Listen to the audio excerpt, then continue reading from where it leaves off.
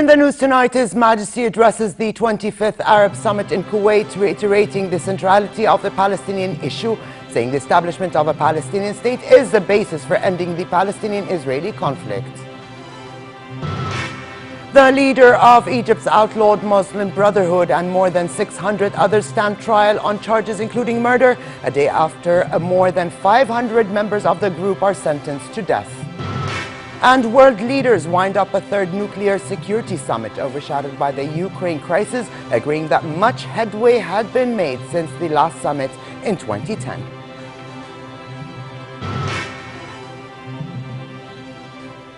Good evening and welcome to a new edition of the news. Here are the details.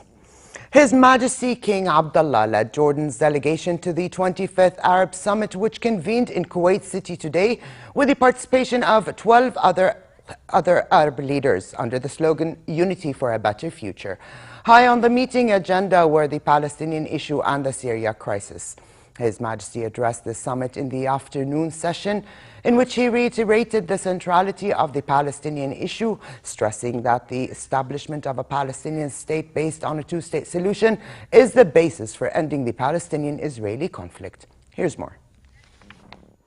Unity for a better future was the theme of the Arab Summit, convening at a critical time in the history of the Arab world. Emir of Kuwait, Sheikh Sabah al-Ahmed al-Sabah, addressed the opening ceremony, urging for closer ties between Arab states in light of the lengthening list of turmoils and crises in the region. His Majesty King Abdullah highlighted some of the main challenges facing the nation, with a focus on the core conflict in the region, the Palestinian issue. He stressed Jordan's position, which calls for the establishment of a sovereign and viable Palestinian state based on the two-state solution in accordance with international legitimacy and the Arab Peace Initiative. King Abdullah added that all final status agreements between Israel and the Palestinians must preserve Jordan's higher interests and called on the international community to compel Israel to stop its unilateral measures in the occupied West Bank. The king also pointed to the escalating Syrian crisis and its humanitarian repercussions on Syria's neighbors. The king noted it's only through pan-Arab work and cooperation can the Arab world overcome the various challenges. فإن تفعيل منظومة التعاون والعمل العربي المشترك هو السبيل إلى تحقيق تطلعات شعوبنا في العيش بأمن وسلام وبناء المستقبل الأفضل لها. ولا بد من الإشارة هنا إلى الدور الهام الذي يقوم به البرلمان العربي وتعزيز جهوده. وسيواصل الأردن القيام بدوره الأخوي والإنساني وفي الارتقاء والنهوض بالتعاون العربي المشترك وتسخير جميع إمكانياته وطاقاته في جميع المنابر الدولية وبشكل خاص في مجلس الأمن لخدمة المصالح والقضايا العربية. The Kuwait summit seeks to hammer out a solution to put an end to the crisis in Syria, but Syria's seat was vacant as its membership was suspended in 2011. The only Syrian presence was through the leader of the opposition Syrian National Coalition, Ahmed al-Jarba. King Abdullah said any solution to the crisis necessitates a swift and comprehensive political transition to end the suffering of the Syrian people and meet their aspirations. He pointed to the huge burden shouldered by host communities to Syrian refugees.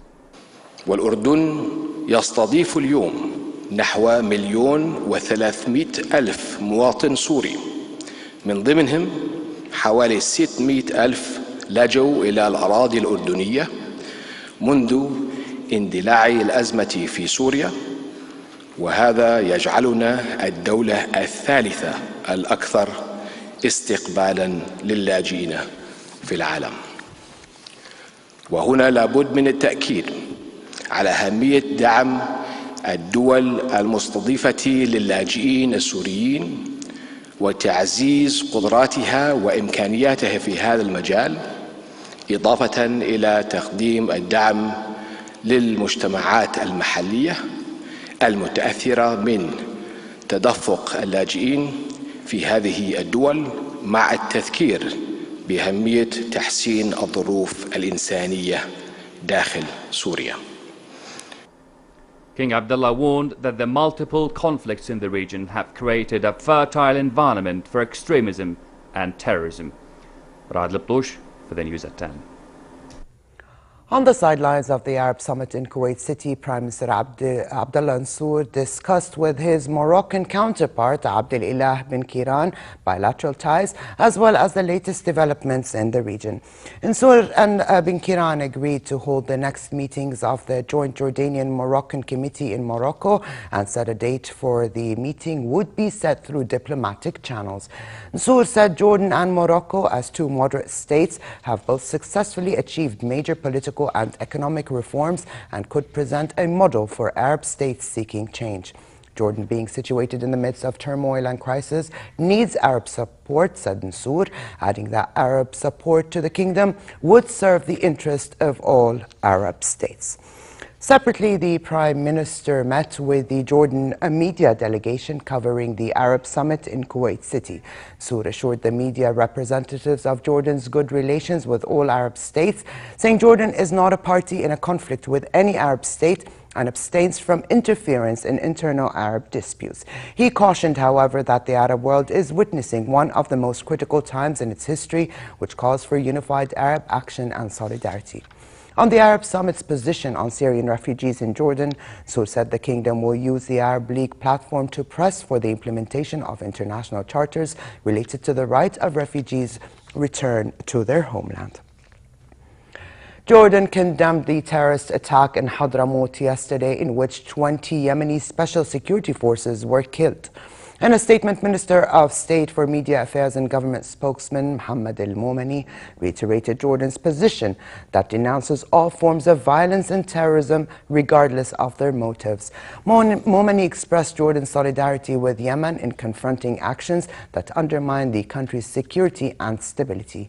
He also voiced the kingdom's support of the outcome of Yemen's National Dialogue Committee to reinforce the country's unity and security. Al-Momani expressed Jordan's deep condolences to the families of the victims and wished the wounded a speedy recovery. A Common Vision for a Progressive Arab World was the title of a two-day forum in Amman with the participation of politicians and parliamentarians from Jordan, the Arab world and Europe, representing the Global Progressive Forum and the Arab Social Democratic Forum. The meeting sought to find ways for a stronger partnership between progressives from the Arab world and Europe to create sustainable economic models for the MENA region and recommend a new European neighborhood policy in the Mediterranean. The Arab Social Democratic Forum was launched in Tunis 2 years ago, comprising the membership of progressives from the Arab world and Europe seeking to enhance democracy and social justice in the region. At a session dedicated to Jerusalem, the Arab Perspective, Fatah Commissioner for International Relations Nabil Shaath urged Europe to support Palestinians' rights in East Jerusalem, saying Jerusalem can be the capital of both states, but must remain open without divisions. In an interview with News at 10, Shaath also asserted Palestinians' commitment to the peace process, but said it needs the backing of the international community, not only the United States.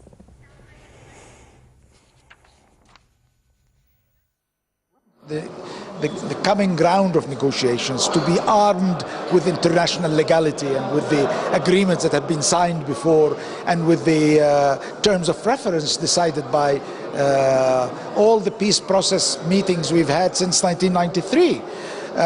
And we would like an international arena if possible, and not only a unilateral American arena. America is important, but Europe is important, Russia is important.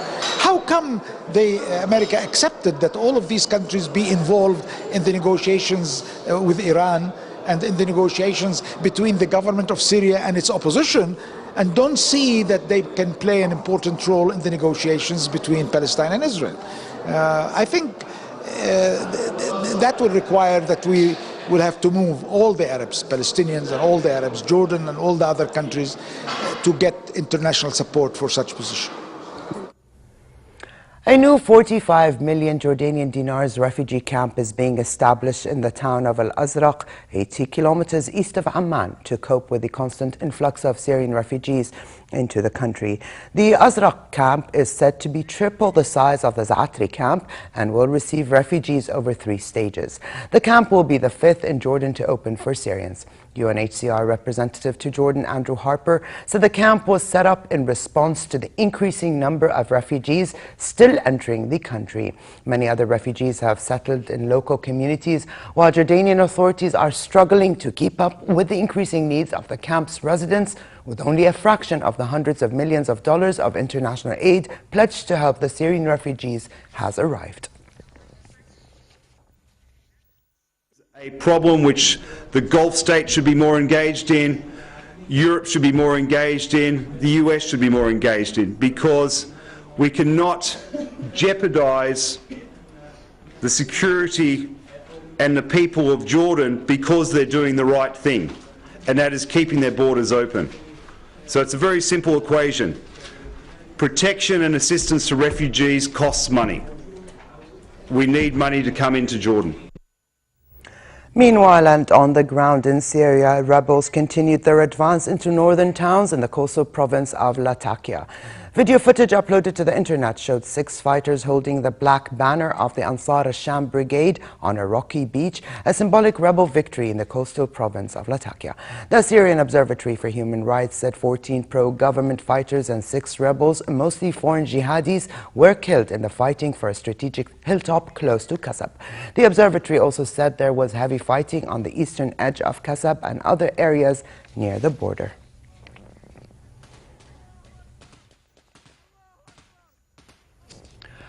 The leader of Egypt's outlawed Muslim Brotherhood, Mohammed Badia, and 682 others went on trial today on charges including murder. Yesterday, more than 500 members of the group were sentenced to death. Hours after the trial began, clashes and protests broke out in the Alexandria and in the southern city of Minya.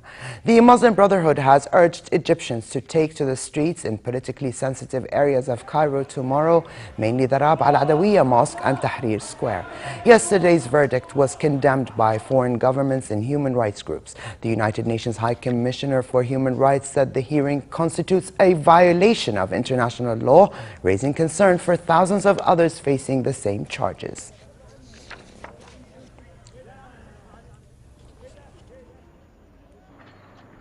Firstly, such a sentencing en masse of people to the death penalty is really appalling. I mean, you can't possibly have a fair trial in 2 days of one person, let alone 529. 3/4 of them, more than 3/4 of them, just under 400 people, weren't even present in court. The judge didn't even read out the names of all the people. We're not clear on what all the charges were for each individual because of the way the process went. World leaders concluded a 2-day summit on nuclear security in The Hague. Leaders from 53 countries attended the gathering, the 3rd since 2010. But this year's summit was partly overshadowed by the crisis in Ukraine. His Majesty the King attended the summit, where he also met with a number of officials, including Secretary General of the United Nations Ban Ki-moon, Dutch Prime Minister Mark Rutte, and Russian Foreign Minister Sergei Lavrov. Here are the details about the summit. World leaders left The Hague after a 2-day summit on nuclear security. In their closing communiqué, they called for countries to minimize their stocks of highly enriched nuclear fuel to help prevent Al-Qaeda-style militants from obtaining atomic bombs. Holding their 3rd nuclear security summit since 2010, leaders from 53 countries, including US President Barack Obama, said much headway has been made in the past 4 years. But they also made clear that many challenges remain and stressed the need for increased international cooperation to make sure highly enriched uranium, plutonium, and other radioactive substances do not fall into the wrong hands. The United States and Russia set aside their differences over Crimea to back the meeting's final statement, together with other big powers including China, France, Germany, and Britain. A 4th summit will be held in Chicago in 2016, The summit process began in Washington in 2010. But on the sidelines of the talks, an emergency group of 7 meeting convened to discuss how to put pressure on Russia over Crimea. The G7 agreed to hold their own summit this year instead of attending a planned G8 meeting in Russia, and decided to suspend participation in the G8 until Russia changes course. Earlier at the news conference, Russian Foreign Minister Sergei Lavrov said the G8 may have outlived its purpose. If our Western partners believe the format has exhausted itself, we don't cling to this format. We don't believe it'll be a big problem if it doesn't convene. Western officials now are focused less on persuading Russian President Vladimir Putin to relinquish Crimea, a goal that seemed beyond reach, than on deterring him from seizing other parts of Ukraine which were under Moscow's control within the Soviet Union until its breakup in 1991. Farah Ajlouni for the news at 10. As Ukrainian troops were pulling out from Crimea and the last military bases were falling under Russian control, fears over a further Russian incursion into Ukraine's mainland have grown in Kiev. NATO Secretary General Anders Fogh Rasmussen said NATO was very concerned about a Russian military buildup on Ukraine's borders and had all plans in place to defend members of the alliance. Meanwhile, senior representatives of Crimean Tatars may decide to hold a referendum on whether the 300,000 strong ethnic minority considers itself part of Ukraine or Russia. But for Crimean Tatars, who make up 12% of the local population, the idea of historic justice is very different than the one in Moscow.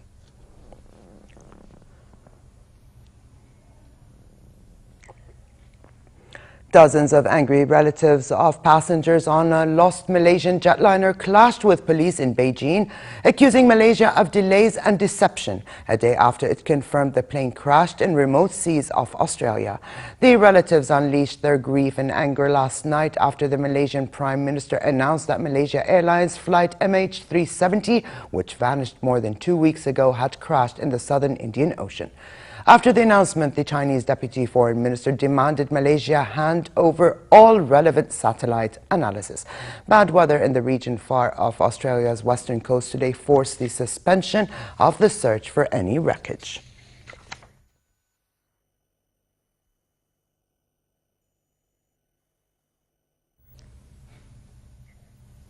And away from politics, a first-of-its-kind exhibition opened at the Smithsonian in Washington, D.C., showcasing the contributions made by Indian Americans to the American culture beyond all the glam and sparkle of Bollywood.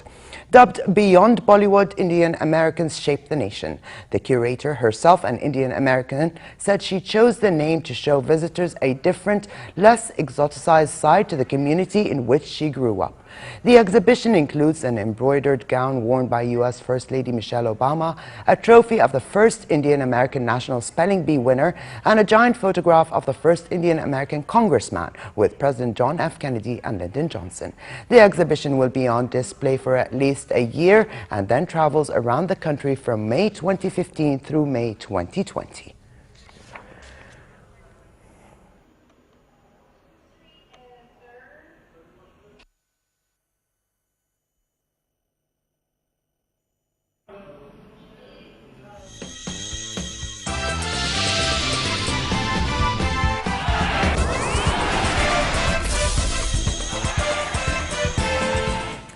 La Liga looks set for one of the most exciting finishes in years after Barcelona blew the title race wide open with a win at Real Madrid 2 days ago.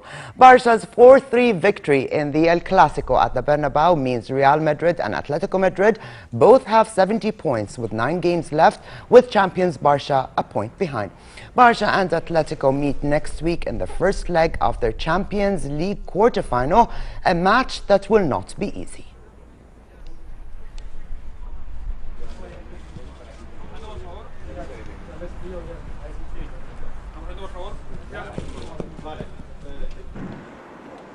Meanwhile, Barca's 4-3 victory over Real raised anger in the Real Madrid camp after hosts criticized several decisions made by the referee.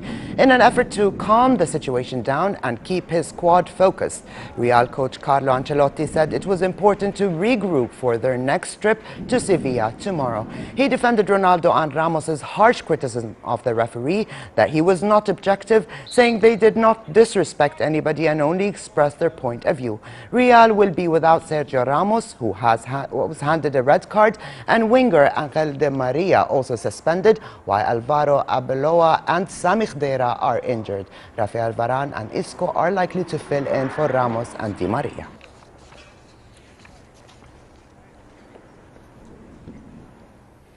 And finally, it continues to be partly cloudy tonight with a chance for local showers in the eastern and southern regions. Winds will be northwesterly moderate to fresh. Tomorrow, a slight drop in temperature is expected, but it remains fair in the hilly areas and relatively hot in other parts of the kingdom. Winds will be northwesterly moderate, picking up at times, and stirring dust in the desert areas. The Gulf of Aqaba should expect warm conditions tomorrow with northerly moderate to brisk winds and slightly choppy seas. Here now is a look at temperatures forecast for tonight and tomorrow.